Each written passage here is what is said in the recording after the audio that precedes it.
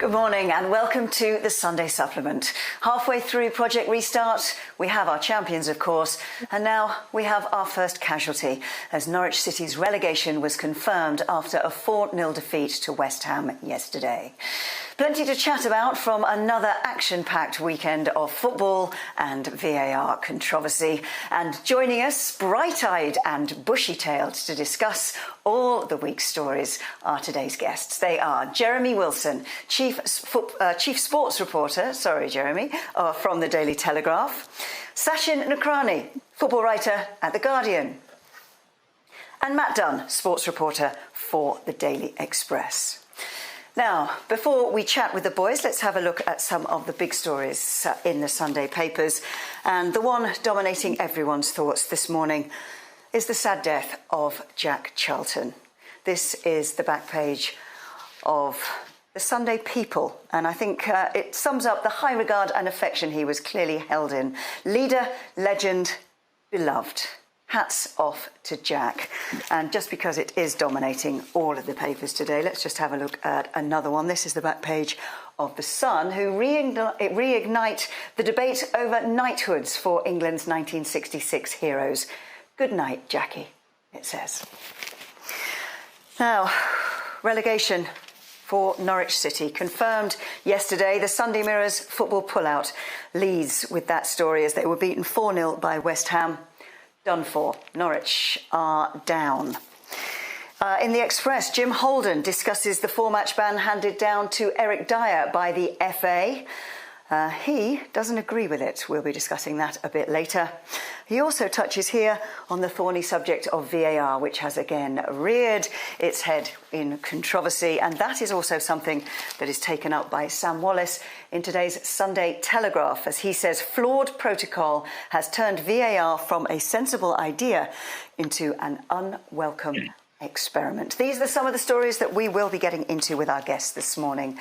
But we will start with Friday's sad news and the passing of Jack Charlton.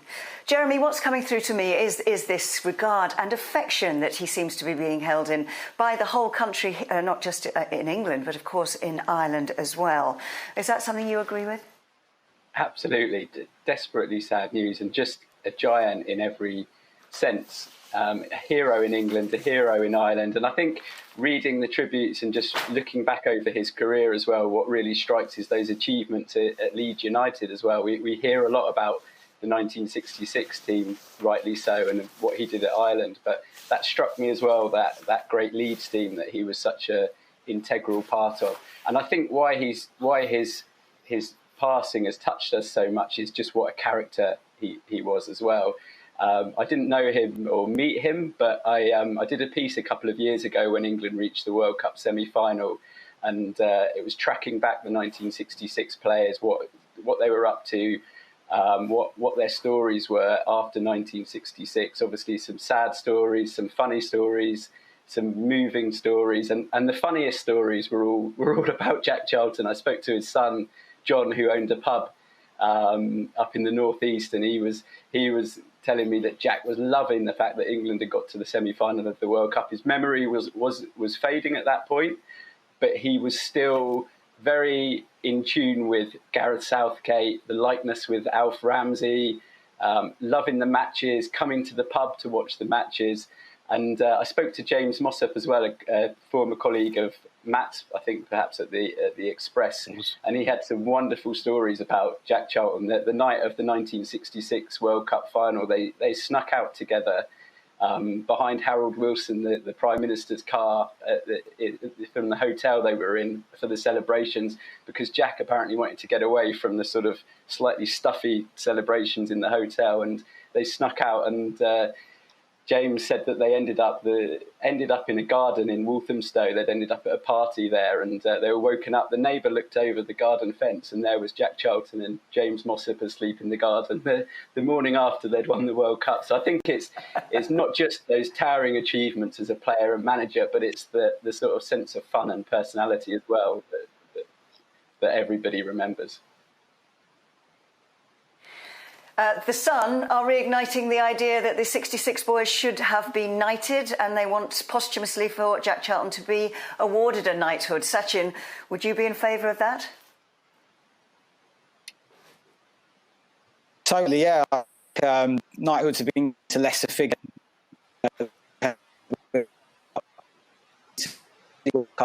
So absolutely support.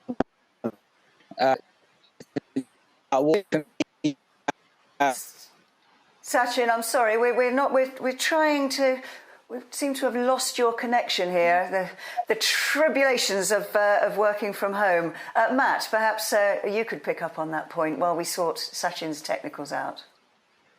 Hopefully, I'm still coming across loud and clear.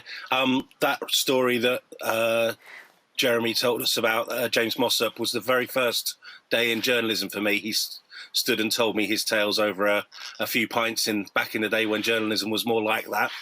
It was I got to know Jack through Jim, first of all. But I was lucky enough in 2008 to be behind the ropes at the BBC Sports Personality of the Year Awards when Bobby was given a Lifetime Achievement Award. And they got Jack to present it at a time when the two brothers hadn't spoken to each other for about a decade after a family row. And to see the emotions that night, you realise what a great family this was for England, for English football, what fine, upstanding men both of them were, what a privilege it was to have them representing our country. And coming back to your point on the Sun, I think it's only right now they should be reunited as Knights of the Realm, because there's no reason why it should be Sir Bobby Charlton and just Jack Charlton. It's a long overdue honour. He's been a tremendous ambassador for the sport, and he needs to get that accolade now before it becomes too late for the family. Jack Charlton, who sadly passed away, aged 85. On Friday.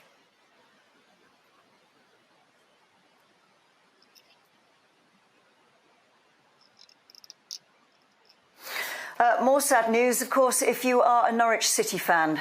Relegation was confirmed yesterday. Matt, perhaps you can start us off with this one.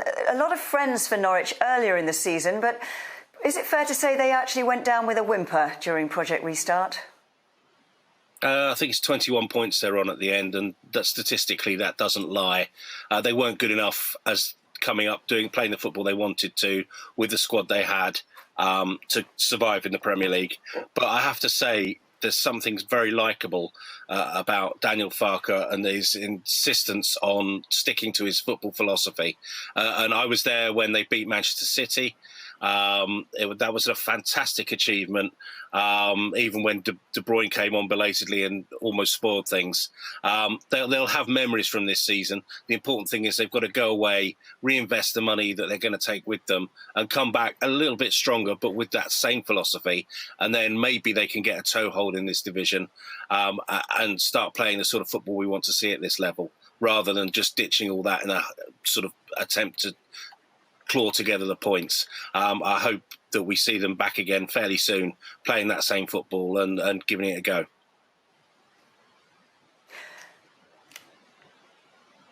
Jeremy, do you think they'll be able to keep their players, though? I think they're in a better position to keep their players than a lot of teams that go down. Financially, they don't appear to. They always seem to model themselves on the possibility that they'll go down and come back up. They don't take huge risks with their Premier League status, and they seem to have settled into a pattern of that. So I don't think they're under pressure.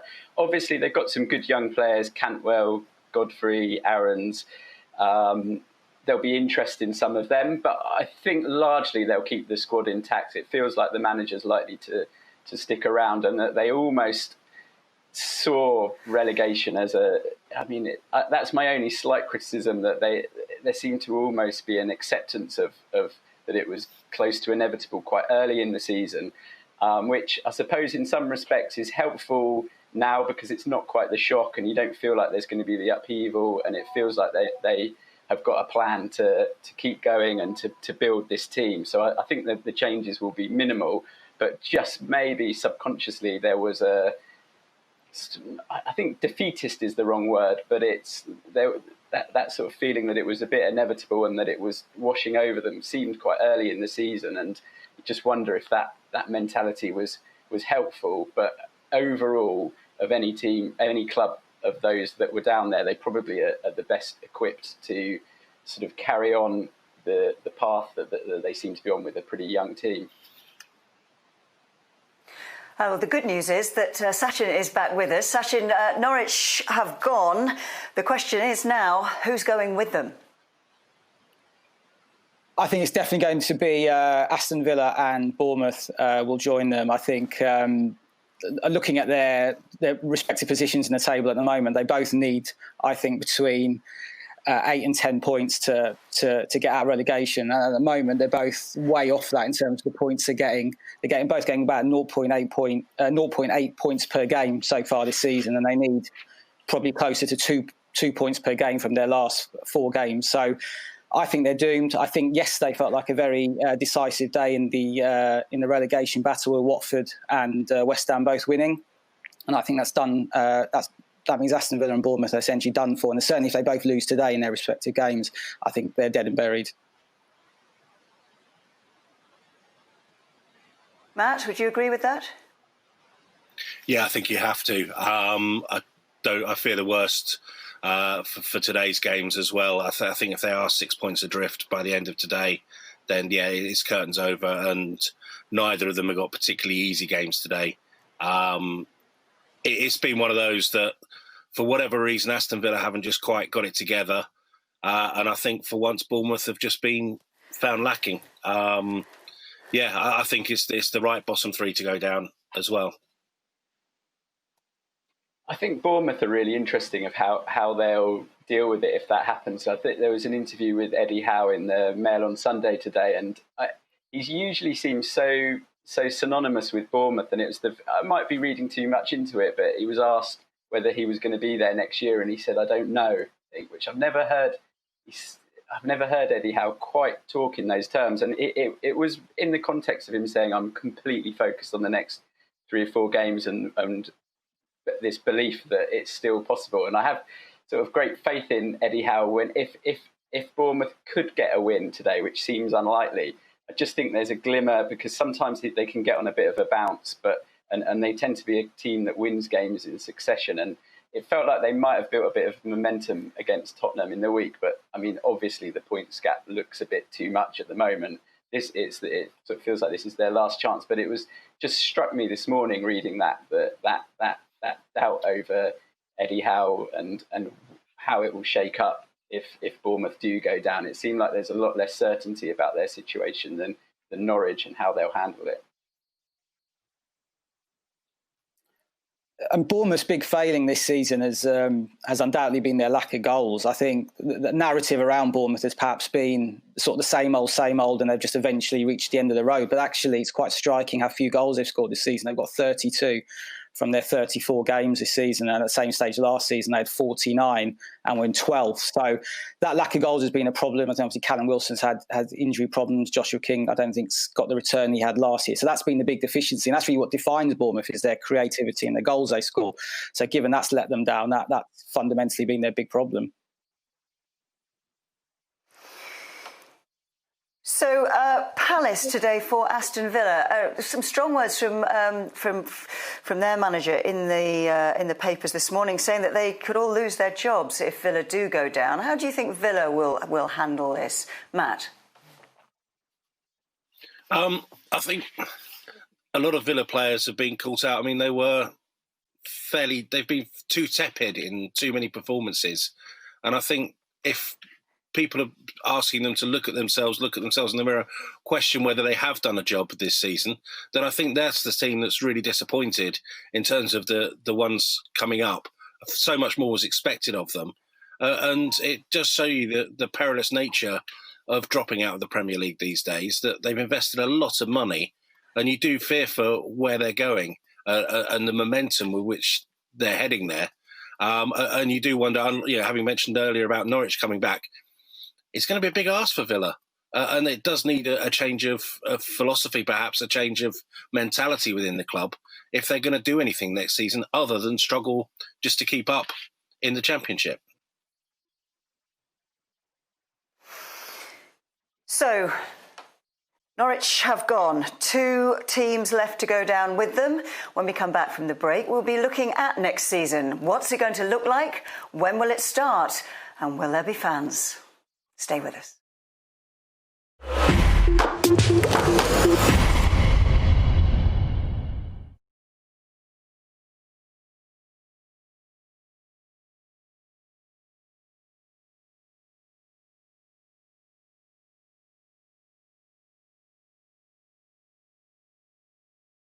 Welcome back to the Sunday Supplement, where we're now turning our attention to next season and what it might look like. We don't even know at the moment when it's going to start. Sachin, when do you think it's going to start?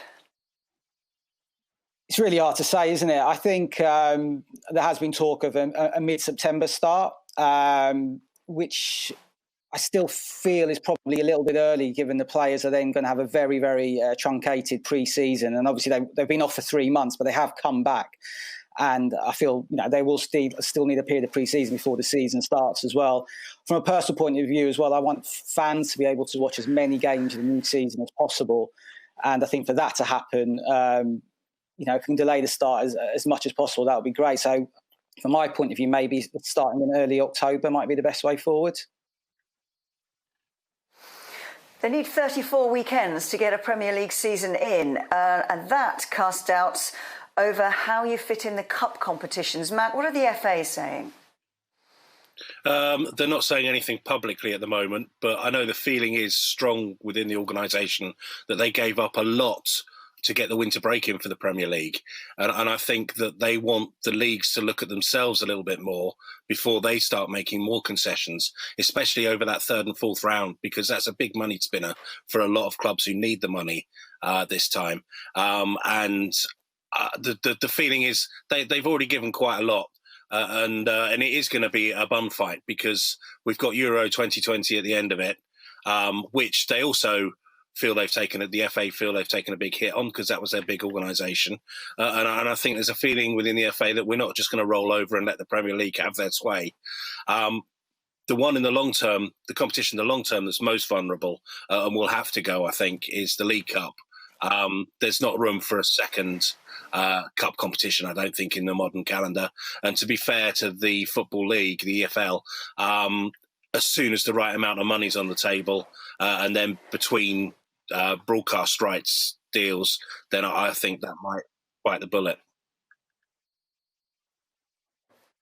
Yeah, there's a document that's gone around non-league, but it's quite relevant in a way to the FA, from the FA to their thinking more widely, and it talks about FA Cup replays as being something that could be compromised, but that is very much before the 3rd round, and it talks about the priority of league competition ahead of cup competition. So that's at that level, we're talking about things like FA VARs replays, FA Cup replays. But I think the relevant principle is that league stuff, as far as the FA are concerned, certainly in the competitions that they oversee, is the priority. But what was interesting about this was that the FA Cup 3rd round was really ring-fenced in the FA's mind. So that in their discussions with lower down the pyramid, it was very much they needed to get the games played, the FA Cup early round games played, so that FA Cup 3rd round is untouched that first week in January, where a lot of their television contracts are based. And that is obviously, as we know, is arguably the biggest weekend for the FA Cup in the whole calendar. So I think I think they'll have to find a compromise that potentially sacrifices replays certainly before the 3rd round. I imagine it could be open to discussion after. But I think the FA, that one thing they'll be really keen to protect is that FA Cup 3rd round weekend, which means getting a lot of fixtures played before then as well. So it's clearly going to be some difficult discussions ahead. And like Matt, you do sort of feel like the League Cup is the most obvious, even if it's for one season, that would take a hit. And in terms of the fans in the stadium, that's obviously a huge question and is dependent on things that football can't completely control. That will be dictated largely by government. But I think when that's decided, what the priority really should be is looking down the pyramid and the effects on that, because really the Premier League, to some extent the Championship, they can survive and probably manage a season with very limited numbers of fans or even no fans at all. But they need to find a solution that will work for League One downwards, because for those clubs, it's just basically not financially viable to play without fans. So I think that should be uppermost in the minds of the administrators is to find a solution that works down the pyramid and not be too focused, because the Premier League clubs can get through a season with little or no fans, but not pretty much no one else in the pyramid can. I don't know how many games you've been to, Jeremy, behind closed doors, but what's really impressed me is how well football has come to terms with this new era and how well they've implemented all these protocols that they need to. And what I would say is football seems to be fighting really hard to get itself into a place where it can have fans back in through the doors. And like you say, it's going to be a government green light that finally grants that access. But I have been really impressed by the professionalism that everyone's shown, the understanding they've shown of this pandemic and how to deal with it. And it's just a case of managing a greater footfall of traffic. But certainly clubs seem to be on top of doing everything they possibly can to get real football going again, because let's not pretend it's not the same without those fans. I think one issue with the return of fans is that, I mean, I agree with everything the guys are saying, and I think especially what Jeremy's saying about it being a real issue lower down the pyramid as well. And one issue I just have is the fairness of it as well, because there's talk this week of 30% fans coming back as soon as possible, perhaps 50% of fans coming back as well. And I just wonder how that works on a sort of fairness issue. So if you're a season ticket holder at, it could be any club up and down the pyramid, and you're, I presume they'd have to go into a ballot in terms of which season ticket holders get tickets to which games. And I feel there's a level of unfairness there. And so it would be good to have as many fans as possible back once fans are allowed back. And in my opinion, if that means waiting a bit longer, then that might be the best thing to do. But as Jeremy says, it's a real issue for supporters, for clubs lower down the pyramid, and they probably need to get some football back as soon as possible and some fans through the gate as soon as possible. So it is a really complicated issue, and it's one that obviously all the relevant governing bodies are going to have to navigate. Jeremy, in the Daily Telegraph on Thursday, Jason Burt was discussing the idea of a digital health passport for football fans. Do you think that's something that could work? Again, I think it's... Matt sort of touched upon how the Premier League have really led the way in this, in terms of what the protocols they've put in place with the players and the testing around that. And I think at that upper level where there's a bit more resource within it, then you could envisage some sort of solution that does, if that's the only way to get some fans in the stadium, that would be viable. I'm not sure whether it's a viable as a whole game solution, but I think that something like that, obviously it's not something that's absolutely ideal, and that if we get to September and October and hopefully circulation of the virus has reduced sufficiently that government and health experts are more comfortable with fans on a sort of less regulated basis, that would be the best solution for football. But it is something that you could envisage at the top end, I think. And as Matt said, I think the Premier League have been incredibly creative about seeking ways around problems. And I think if that was the only way to do it, I could well imagine that might happen. But I don't know how viable that is sort of through the whole game, from sort of League One, League Two, National League, non-league, to implement something on that basis. But they're looking at all kinds of things. I know I spoke to a chief executive at a Premier League club, and they were looking at sort of seating so that you had spaced out seating, socially distanced seating. They were looking at the executive boxes, if you could just, even if it was just a few hundred people. But they're really keen in some way to get fans back, obviously as many as possible. But even if it's just literally a few hundred season tickets holders in the executive boxes, and you somehow distance that in some way, I think it would be important just for direction of travel and to give people hope that this wasn't just never ending for another season, that there could at least be pockets of fans in some way. And I do think creative solutions will be sought and probably found. Ollie Holt's very interesting piece today in the Mail on Sunday about the effect not having fans in the stadium is having on the sport, and how football really needs to take sort of control of this and realise how important fans are to the game of football. And now, he also mentioned in that piece about the whole idea of the 5 substitutes. And he thinks that something that was instituted as a temporary measure to aid player welfare in times of accentuated fixture congestion has now been slipped through and is going to become permanent, and that really favours the big clubs. Matt, what do you make of that argument? Ollie's absolutely right. It's a complete nonsense. The 2 major rule changes that were made at a time when we felt very sorry for the players that were going to have to go through this workload, namely the 5 substitutes and the drinks breaks, have both been proved to be a complete farce.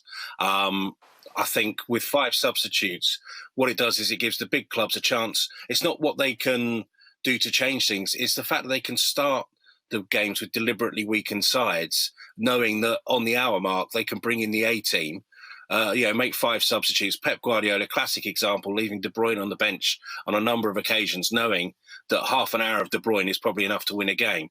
So he sticks him on the bench, sees if the rest can do it. If they can't quite get there, they bring him on. That's an option only available to a handful of clubs. It makes it completely unfair on the rest. It changes the nature of the game, which is supposed to be 11 against 11, with obviously a few understandable substitutes. But this is now becoming a squad, a tactical, strategic way of winning matches, which is to put on the cannon fodder, if you like, to run around, tire everyone out, and then bring on the big guns. And it's just a different sport under that. And similarly, drinks breaks. We had poor Adam Smith treated for 8 minutes at Bournemouth the other day. And then 4 minutes later, we stopped for a drinks break. There's enough breaks in football as it is. Coaches love the drinks break. Mourinho says it's not a drinks break, it's a tactical opportunity. He makes no bones about what they use it for. So the coaches are going to like it. A lot of the advertisers are going to like it because it's another designated break in the play to put adverts in, so commercially it works. And there's a lot of people who will back that introduction on a permanent basis, but unfortunately the one people who don't want it, or one group of people, are the fans. And I just hope that football's strong enough to resist the temptation to adopt both of these. And don't forget, if IFAB do vote it in 5 substitutes, the Premier League have a right to say no, that's not what we want, and I hope they'll be strong enough to do that.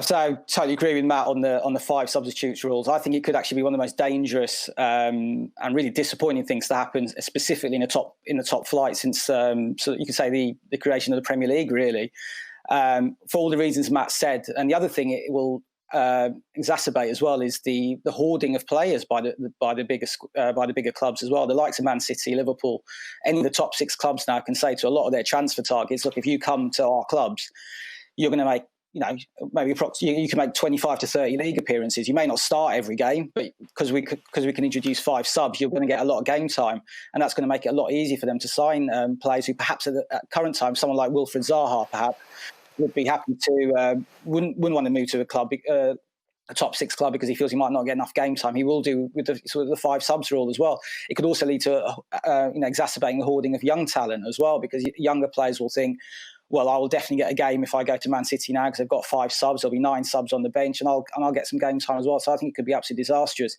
To be slightly controversial, I'm not completely against the drink-stroke tactical break. I've actually found that quite an interesting part of the game. The manager's obviously embracing it. You can see them absolutely getting involved with their players. And I just wonder if it might lead to some interesting in-game tactical changes that could be quite fascinating to watch. But the one thing I would say is absolutely can't be used as an excuse for advertising them to suddenly come into the game and break up the flow of football too much. But yeah, absolutely, the 5 subs rule I think is absolutely awful. And it would be really depressing if that was brought into the Premier League, especially next season. That's next season. Let's get back to this season, shall we, after the break, and have a look at the games coming up later this afternoon, particularly the North London derby. Stay with us.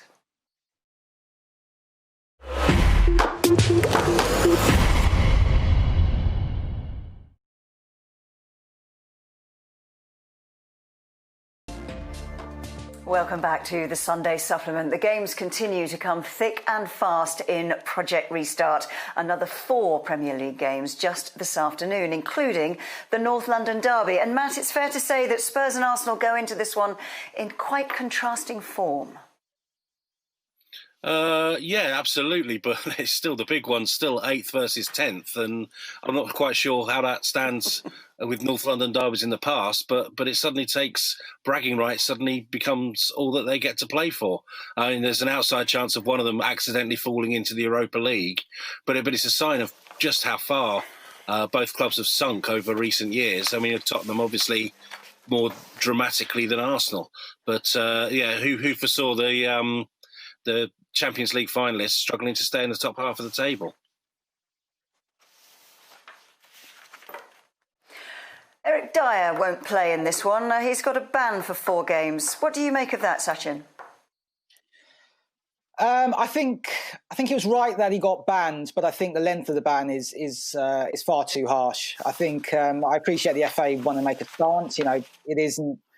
Probably isn't the right thing for players to be entering the stands at grounds, but I do think this was quite a unique circumstance. You know, Erik Dyer entered the stand in that FA Cup defeat to Norwich back in March to protect his brother from an abusive supporter. I think that's something that all people can understand, and I think that should be taken as a mitigating factor in what he did. And personally, I think a 1-game ban would have sufficed as well. I think a 4-game ban for the reason he went into the stands feels really overly harsh and quite unfair as well, and perhaps gives a licence to fans to abuse the family members and the friends of players in the future as well. I also don't think it even acts as a deterrent to players to do what Erik Dyer did. You know, if any other player sees their brother or their father, sister, wife, girlfriend, friend getting abused in the stands, are they not going to go in and protect them because Erik Dyer got a 4-game ban? I don't think they are. So, yeah, I think it was overly harsh, and I think a one game ban for Erik Dyer would have sufficed. Jeremy, it should more be done about this whole issue of abuse from supporters. Obviously, it's not an issue at the moment because there are no supporters. But if so, what can be done? I think with the technology now, it is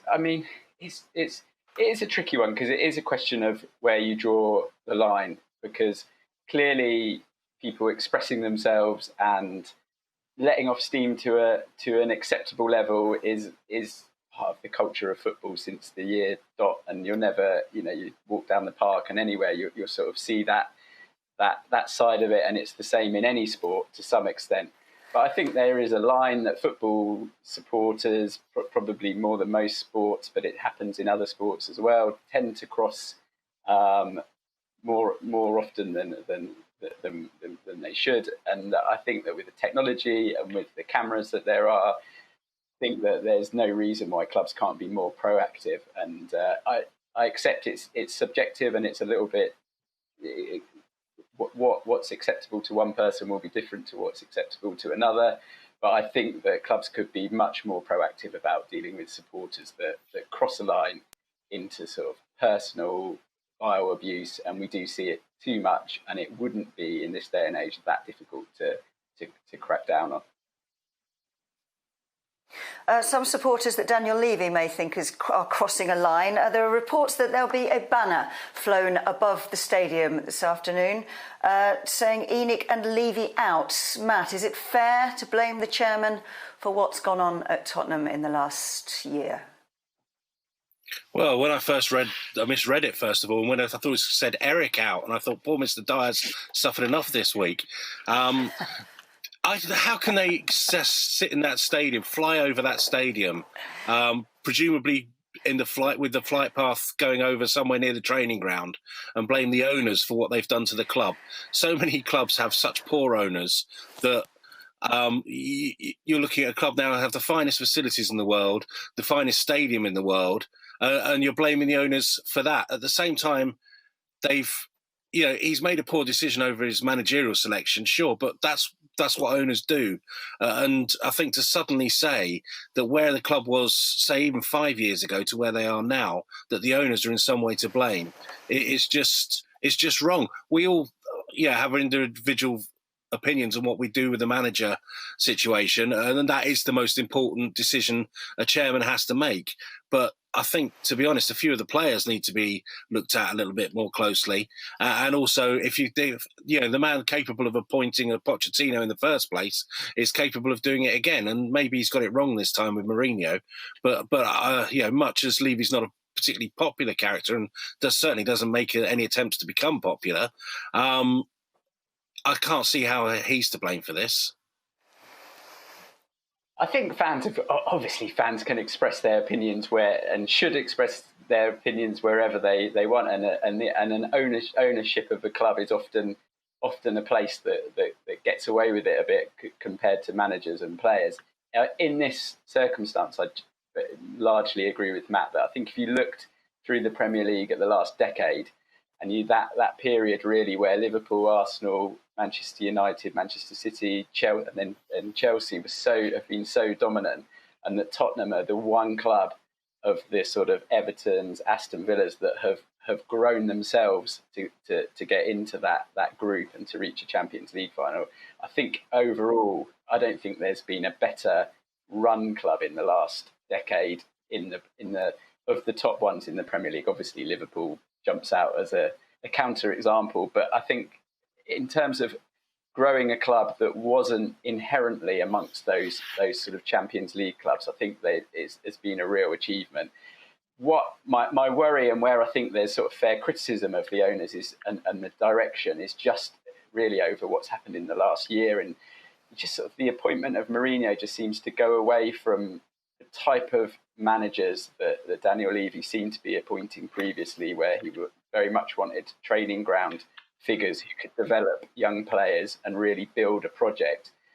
And then, I don't know, it somehow feels a bit linked with this sort of documentary they've got going on behind the scenes, and the sort of adverts you saw in the last few days for that they kind of, the sort of feel and identity of Tottenham, where before it was this club that was very much about the training ground, about developing young people. Now it's a bit sort of Hollywood with Mourinho and with a sort of documentary going on in the background, and it just feels like they've taken a slight change of direction there that I think is certainly open to question.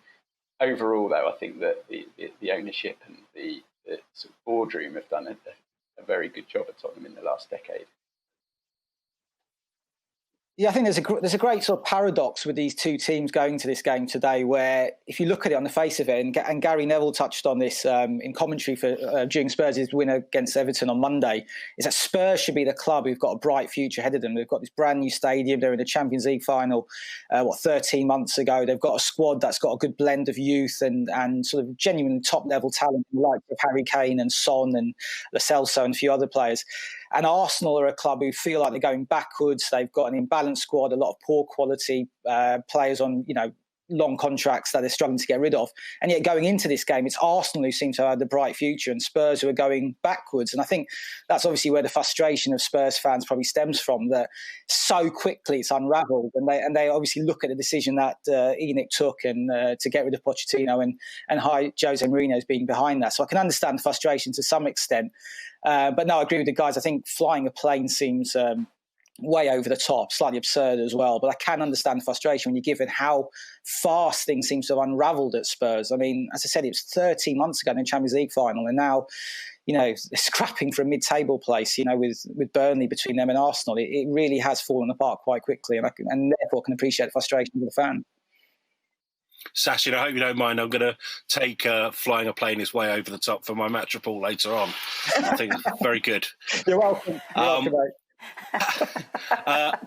What I would also say is, for so long, Arsenal have been beaten by the stick that is Tottenham Hotspur. Now, I think in Arteta, we've not really spoken about the red half of the derby much in this segment.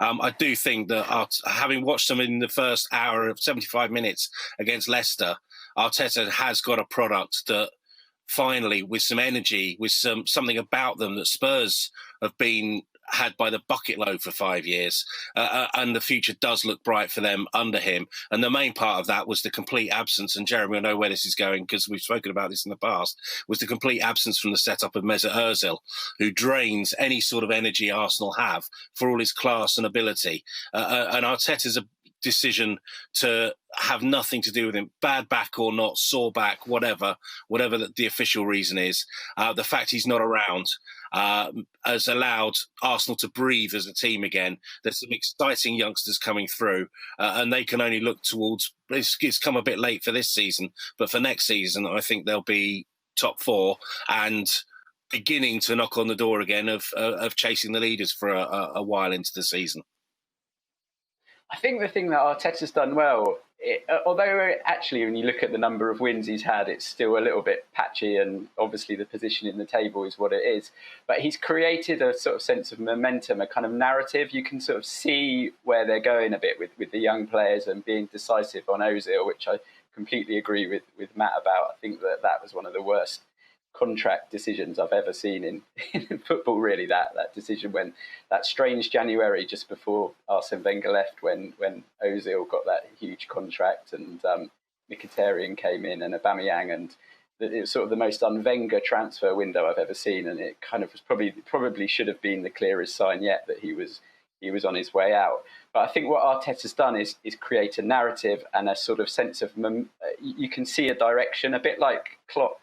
I'm not saying he's going to emulate Klopp, but I think what bought Klopp time early on when results weren't perfect the first year or two at Liverpool was you could see where they were going, and that's what you don't see with Tottenham at the moment. It's hard to see where Mourinho, normally he makes a big impact early on and then things tail off, and he's not even done that yet. I mean, I look, they've lost, I think, 10 games, Tottenham, and I mean, Mourinho used to go years to lose that amount of games. I think I had a little look, and I think he lost 15 games during his whole time at Porto and Milan, sort of in each of those times, 2 years and 2 years.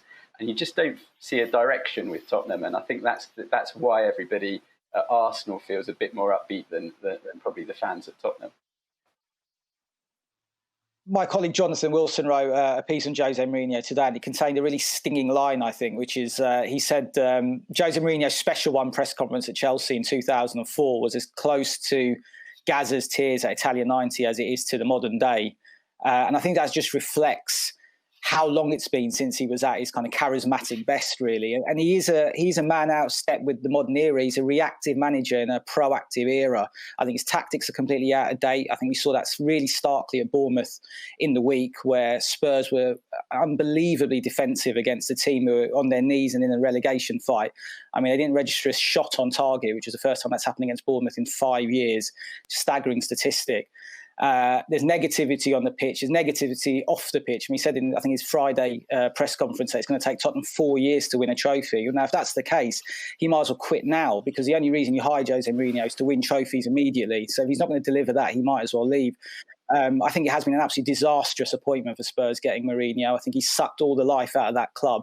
And as Jeremy and Matt have said, the complete opposite is happening at Arsenal, where Mikel Arteta has really developed a philosophy, a strong culture, a no-compromise culture. And they seem to be going the right way. They're playing front foot, fast, aggressive, modern football. I think they've still got issues with their personnel, but at least they're going the right way, whereas Spurs are going backwards very quickly.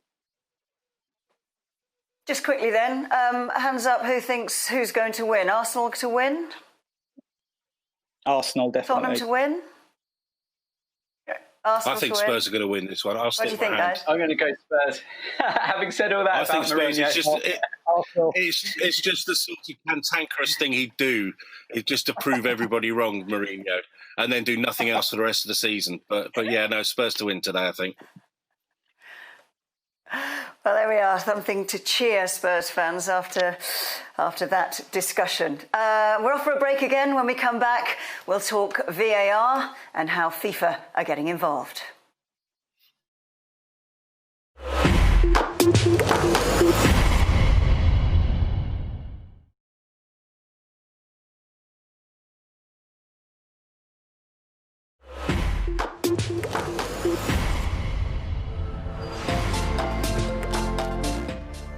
Welcome back to the Sunday Supplement. Brace yourselves, we're about to discuss VAR with my guests, who are this morning Jeremy Wilson, the chief sports reporter for the Daily Telegraph, Sachin Nakrani, football writer at The Guardian, and Matt Dunn, who is the sports reporter for the Daily Express. So more VAR controversy this week with the admission from the Premier League that on Thursday night alone, 3 decisions were made incorrectly.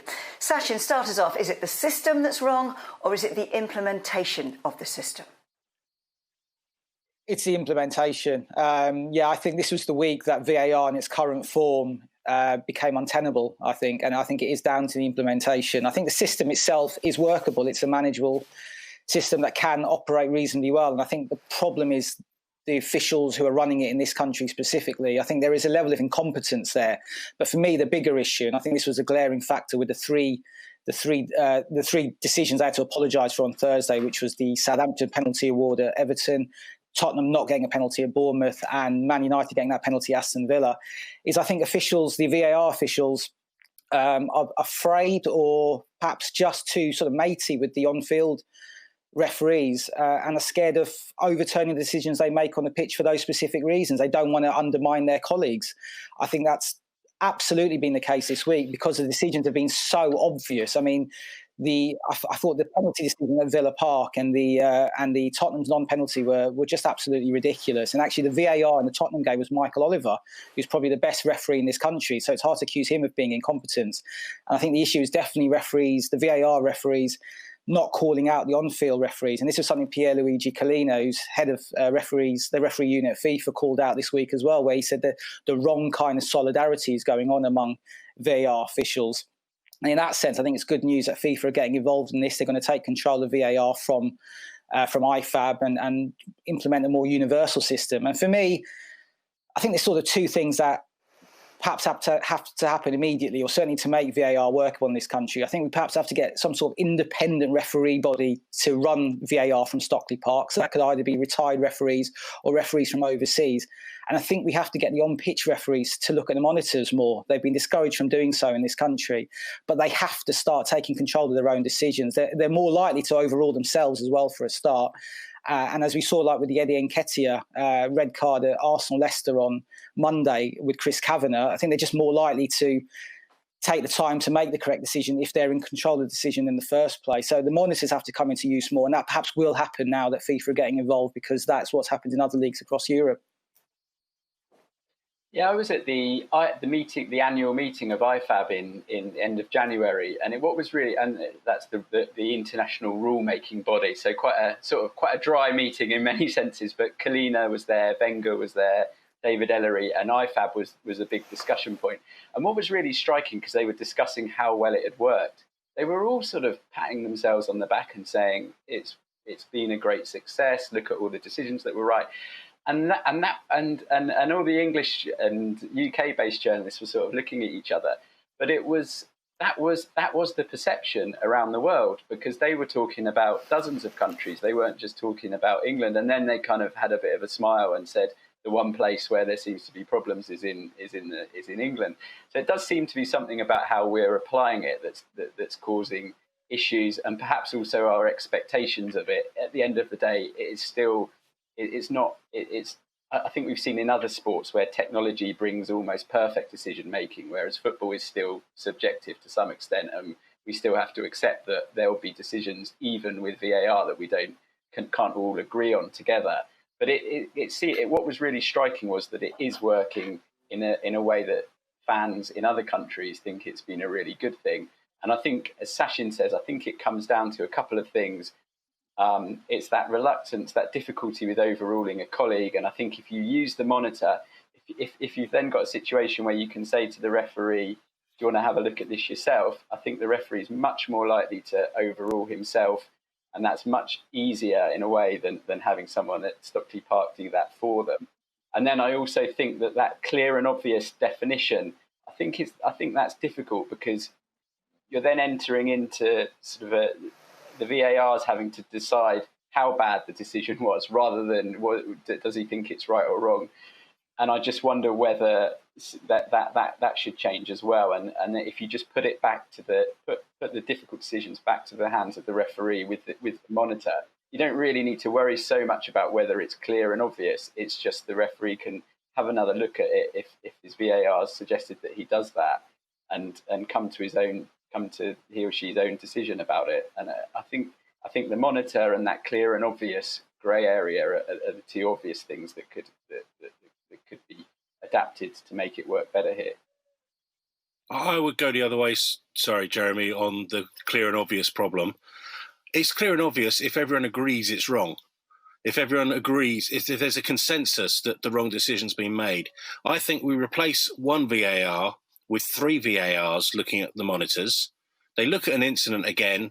If all of them agree the referee is wrong, then he's wrong. If it's a split decision, it's not clear and obvious, you stick with the on-field decision. That way you get more than one pair of eyes looking at something.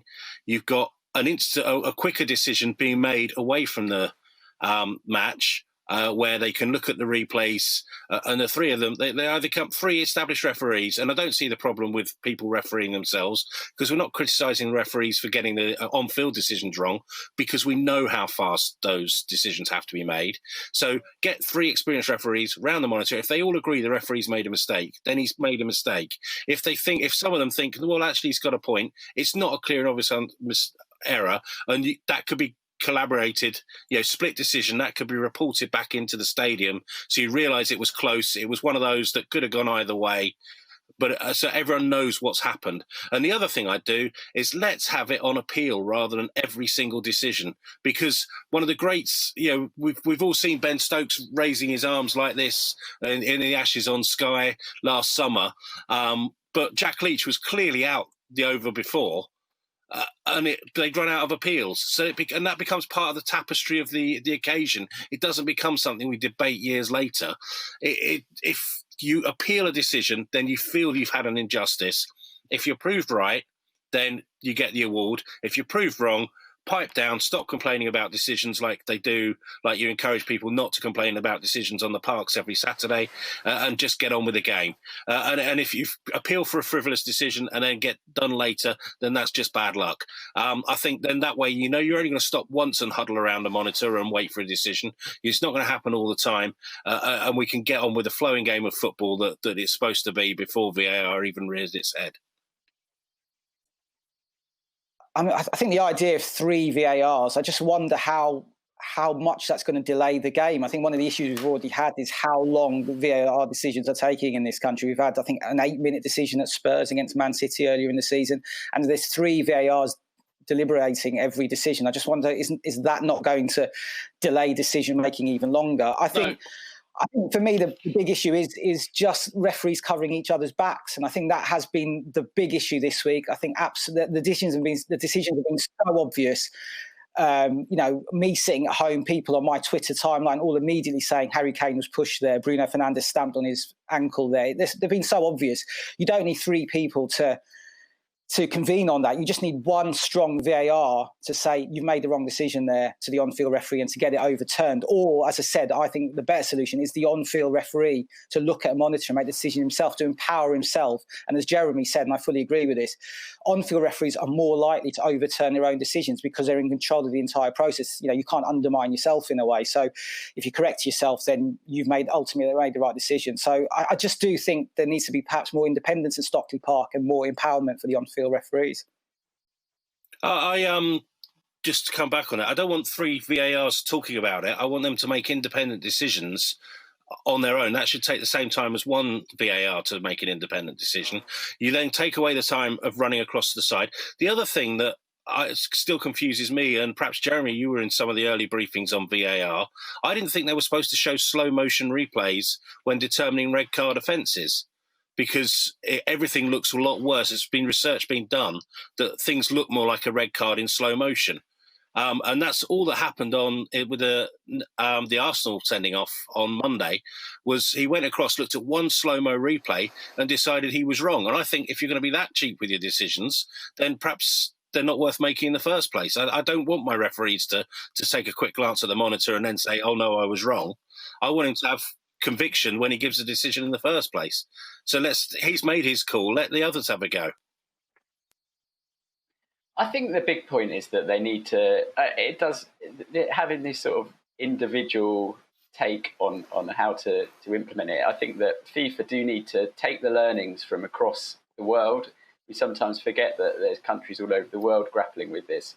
Take the information. It was never going to be perfect to start with. There was always going to be unforeseen things and little the sort of things that Sachin mentioned about that subconscious maybe issue with referees not wanting to overrule, little things that we probably wouldn't have seen beforehand, and take the learnings from all different countries and have a much more uniform application of VAR next season. And I think that would really help. And also I think that we as fans, journalists and pundits, we also just have to accept that it is not a lot of these decisions. It's not like goal line technology. It's not like some of the other technology decisions in other sports where it's very binary, very clear cut either way. A lot of these decisions in football are still inherently subjective. And I think we also just have to accept as well. We're obviously not going to accept the real bad decisions that seem obviously wrong, but accept that there still is going to be a degree of debate on decisions. And that is still part of football and part of the way football is played, that there's a whole set of things that happen in football that aren't black and white. It seems to me, though, that the whole sort of communication of the process has somehow gone awry. There was a quote in the Times, in Martin Ziegler and Tom Roddy's piece on Friday, from the former referee Peter Walton. And he said, "It is a misconception that VAR is there to get the correct call. It is not.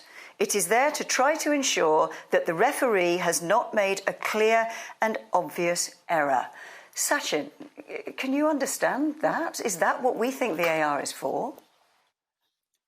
The clear and obvious thing is absolutely the case. I mean, Jeremy and Matt may have been part of this as well, but I went on a briefing to Stockley Park in May 2019, last year, to get a briefing from Mike Riley alongside fellow journalists as well, and to look around the booths that they were using. And the absolute message, consistent message that was given to us while we were there was, this is dealing with clear and obvious errors. This is dealing with howlers, if you like.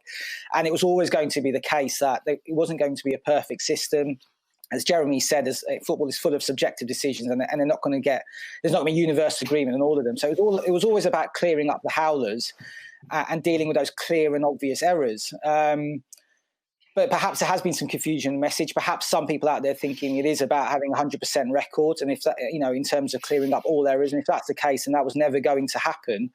But I think what we've seen this week especially is that they're not even getting the clear and obvious errors correct. I mean, as I said, those 3 decisions on Thursday were absolutely extraordinary, that they were all given and not overturned by the VAR, and they are the ones that VAR absolutely has to deal with. Can I just come in there, Sash?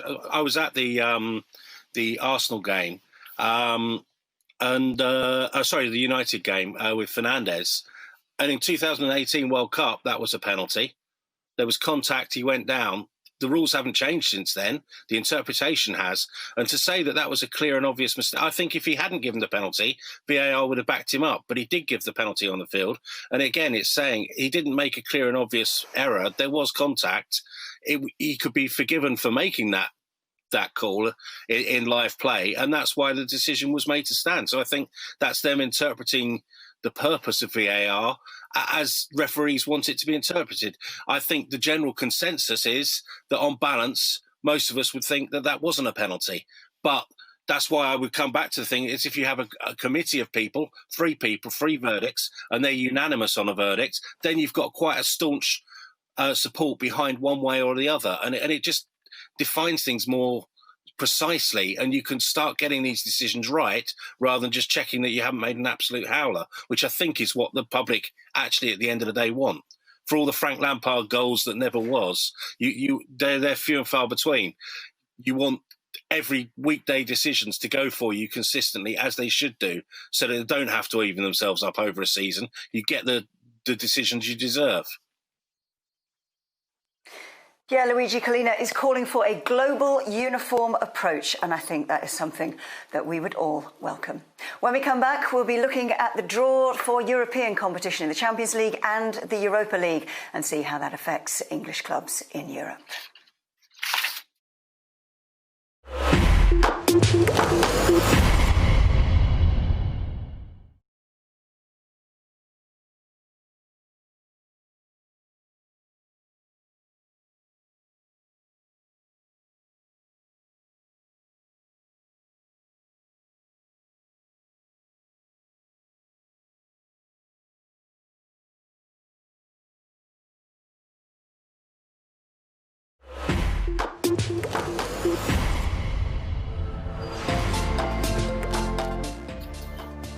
Welcome back to the Sunday Supplement. The domestic football season is in full swing, but we've still got European competition to complete as well. The draws were made this week, the quarterfinals for the Champions League and the semi-finals for the Europa League. Will fifth place be enough in the Premier League to get into the Champions League? Well, we'll find out tomorrow when the Court of Arbitration for Sport delivers its verdict on Manchester City's appeal against a 2-year ban from European competition. In the meantime, the draw wasn't very kind to Manchester City. It could be Lyon or it could be Ronaldo and Juventus. Jeremy, what do you make of the draw that Pep Guardiola has got? They are going to have to do it the hard way because, I mean, their tie obviously in the last 16 is difficult. Then they've got potentially Juventus and Ronaldo, who we know in the Champions League has this phenomenal record and seems to really rate the game, especially in the knockout phase. And then even on the, if I'm right, on the semi-final side, they seem to have the harder side of the draw, potentially Barcelona, who I know are struggling a bit, but still have some amazing players. So they're going to have to do it the hard way. But I've got a good feeling for Manchester City. I just sort of feel like the rhythm and the way that the season has turned out should suit them quite well, because they were never really going to get back to the top of the Premier League, but they were always fairly safe in second place. It's almost as if it's been, everything now is building towards the Champions League for them, and that effort to try and win that hole in everything Manchester City have won, and also a slight gap for Pep Guardiola since he left Barcelona. And I just feel like the way they're playing, they're obviously excellent again yesterday. The build-up has been perfect in a way for them compared to most other teams where they've had a lot of pressure that they might have been playing, or titles they might have been playing for, or a gap where the German season's finished. It should work really well for Manchester City to build into those matches. The draw is difficult, but I've got a feeling they'll go very close to the Champions League this year. I think they, to me, they are the best of the remaining teams, and on current form, I feel like they're up, not clearly the best, but in the best one or two teams there, and I think they've got a real shot at it. Yeah, I think, like Jeremy, I think City will do very well. I think they'll get past Real Madrid, first of all. I think they'll face Juventus, who've got a 1-0 lead over Lyon from the first leg, and I think they'll get through. And I think when City face Juventus in this one-off game in Lisbon, I think they'll beat them as well. Juventus' return since lockdown ended, since football came back, has actually been really scratchy. 1 win, 1 draw, 1 defeat. They lost 4-2 to Milan in midweek, having led 2-0. They let 3 goals in inside 6 minutes. And last night, they had to recover against Atalanta as well to get a point against them. So they're not in great form. I think the only team that can stop City is Bayern Munich, who've been absolutely extraordinary. I mean, they've won all 10 games they've played since they came back, including the German Cup final. Some of their players are in sensational form. Robert Lewandowski, David Alaba, Serge Gnabry, Alphonso Davies. They look really, really strong. And it'll be interesting to see how the gap between ending the domestic season and coming into Europe affects them, whether they sort of just lose a bit of their edge, or actually having that further break refreshes them a bit further as well. So, yeah, I think City will do well. I think they'll get past Juventus, and I do think the only team that can stop them is Bayern Munich. I would disagree, Sachin. I think help. Oh, sorry, Matt. Oh, sorry, I was just going to say, sorry, Claire. I was just going to say, I think the only team that can stop City doing this is City themselves. I think if they play to their capabilities, then they'll come through that, especially fired by by Monday's decision, I expect. They're good enough to win the Champions League this season. And it's only if they take their eye off the ball, like they have done on too many occasions this season to keep up with Liverpool, that they'll come to any sort of trouble. I think it's almost destiny, isn't it, that they get kicked out of Europe as defending champions. What effect do you think this mini tournament in Lisbon will have on the Champions League? The fact that it's a one-off game, does that make it harder or easier? I think it helps City. You're going to Ash, go. Yeah, I was going to say, I think it helps City. I think home advantage has never been an enormous factor for them in the Champions League. They famously, infamously, if you like, don't often fill out the Etihad. So I don't think not playing there is going to be a big issue for them. And I just think overall, as Jeremy touched on, I think they're coming into this in really good form. They were sensational against Brighton yesterday. Raheem Sterling is at the top of his game. Kevin De Bruyne is playing really, really well. As Matt said as well, I think they'll be fired up by the decision that they're going to get most certainly on Monday from CAS in regards to their Champions League involvement next season.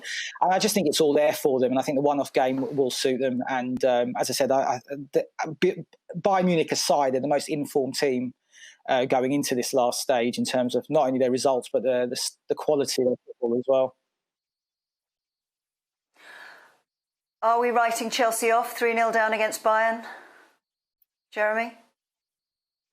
I think so. Yeah, I think realistically, I mean, Chelsea, I think, and the other thing for Chelsea is they've got their own issues in terms of that top four position and that race for Champions League, and obviously stuttered yesterday. I think 3-0 against a team of that quality looks too much. It will be that it was touched upon. I do think it will be interesting to see how that works for Bayern and the German teams. That break after such a long break. It's very hard to predict. I feel like it's a bad thing probably, and I think that those teams, obviously for English teams, when you've had a massive season and then you're playing these sort of games, then that can be problematic. But I think the English teams tend to, and we see it with the national team, tend to be peaking around sort of October time in a normal season, which is sort of eight couple of months of football, and they're really hitting their rhythm. And I feel like it might just hit a sweet spot for the English teams when this is, because it won't come at the end of a great long season. And I think that sort of disruption of the Bayern will be a tricky thing to manage, but I think 3-0 is too much in that particular tie. Talking of 3-0s, let's talk about Sheffield United, who could be in the Champions League the way they're going. What a season Chris Wilder has had, and I really do think they deserve a mention. Matt, what have you made of the season Sheffield United are having? Do you know what? When they played Spurs, they were in danger with a bad result of dropping into the, I think, if not the bottom half, but 10th. And you think, oh, that's a shame after everything. But do you know what? They've dug deep. They've got some fantastic results. And I hope it goes right down to the wire. I don't think they'll quite make the Champions League. I think they'll have a really good go at the Europa League next season. And fair play to them. What Chris has done there has been fantastic. Another one was laughed at when he thought he was going to bring his style of football from the Championship and get it to work at the Premier League. But, everyone's just sitting back and applauding now. It's just great to see.